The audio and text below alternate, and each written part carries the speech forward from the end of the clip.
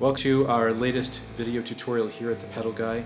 Today what we're going to cover is a new feature in the Headrush pedal board, which is the ability to place the looper at a pre or post position on your signal chain. Now you may be wondering, why would I want to do that? Well, we'll get into that in a second, but let's just talk about what the functionality is very quickly here.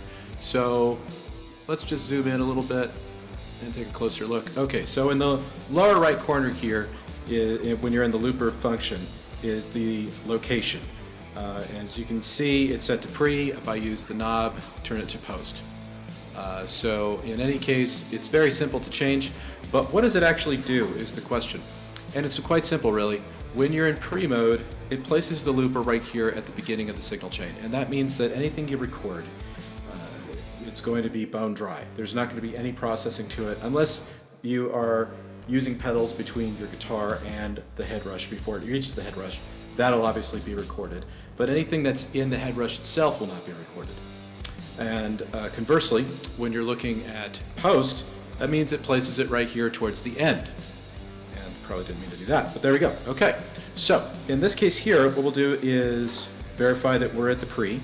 So we have our tone there, and this is a very basic, simple setup. I haven't done anything extreme here at all because this is really just for the sake of demonstrating how this feature works. So we're not going to be really discussing the features of the amp I'm using or anything like that at all. We're just simply going to be doing some recording and just taking a look at what this thing does. So let's go ahead and go back into the looper there. There we are. Okay, and we have our little setup here. We have our tone. So what you want to do first is, of course, if you haven't used the looper yet, you have nothing to worry about. If you've already recorded something in the looper and you want to reset, just click and hold the PL button down. Once you see that blinking happen, then it clears out anything that's there. Okay, so it's set to pre. So let's just record a really basic line, and then I'll show you what the pre does.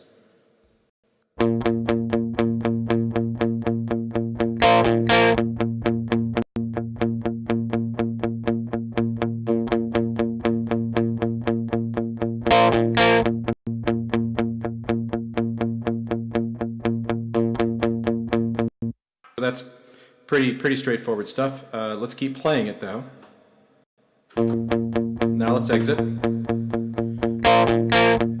we can turn off the amp and the cabinet, and as you can hear, it's now bone dry. So we could put the multi-chorus on if we wanted to.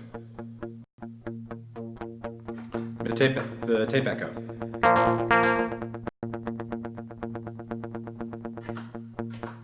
String reverb and distortion.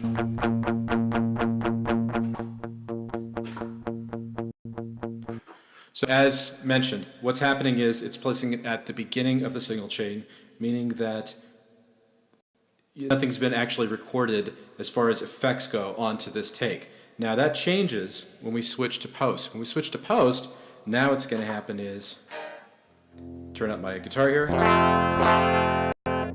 turn the amp and the cabinet back on, and let's have a little bit of chorus.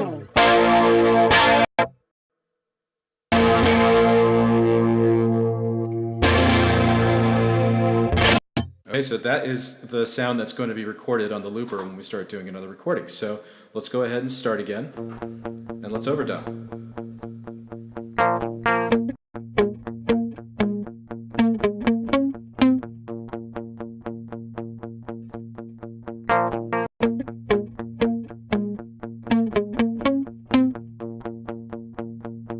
So if I turn off the amp and the cabinet, it doesn't make a difference to what we just recorded.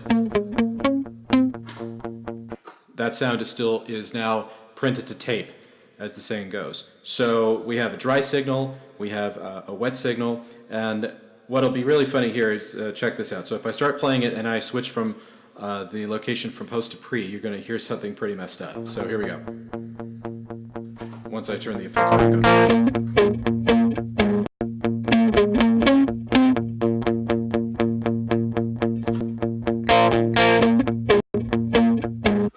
Now, wondering why all of a sudden the overdub we just did is now a lot more distorted? Well, it's quite simple. What's happened is we have placed it at the beginning, so that processed overdub is now going through the signal chain again, so any effects that I introduce will now be placed on top of that take.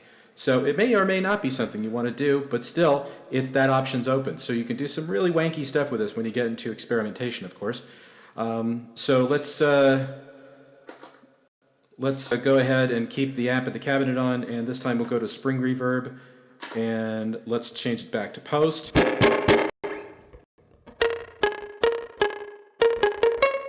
Okay, so start, and let's overdub.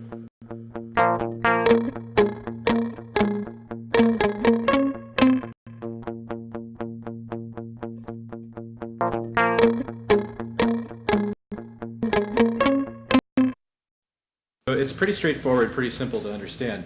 What's happening now is we have our bone dry track, and we now have two overdubs that both have the amp built in and the spring reverb on one and the multi-chorus on the other.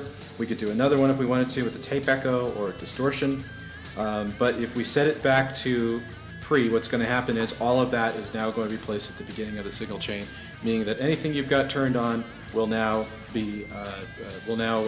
affect those takes. So it's kind of up to you on how you want to use that feature, but it can be very useful, especially when you're in pre-mode. What you can do is record a track, and then you can go back and say, okay, well, I want to change the cabinet, or change the amp, or I want to change the effects I'm using, or change the order of the effects. All of that can be done in pre-mode, but once you go to post and you start printing a tape, that's pretty much all she wrote. So you kind of have to plan out how you're going to loop and experiment with it.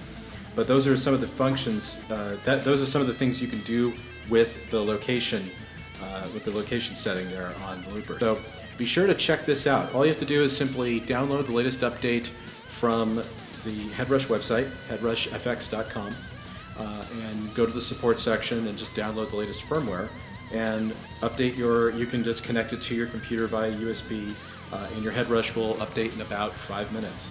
It's pretty straightforward, pretty simple, but some of the things you can do obviously at this point now if you're in post mode is you can do some reversing, you can do all kinds of great stuff, the half speed, 2-speed, half loops, 2 times the size loop.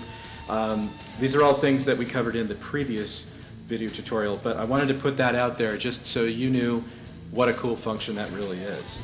Okay, so for more information on the Headrush and all the other pedals that we carry at The Pedal Guy, please visit us at ThePedalGuy.com, and be sure to subscribe to our YouTube channel, and please follow us on Facebook.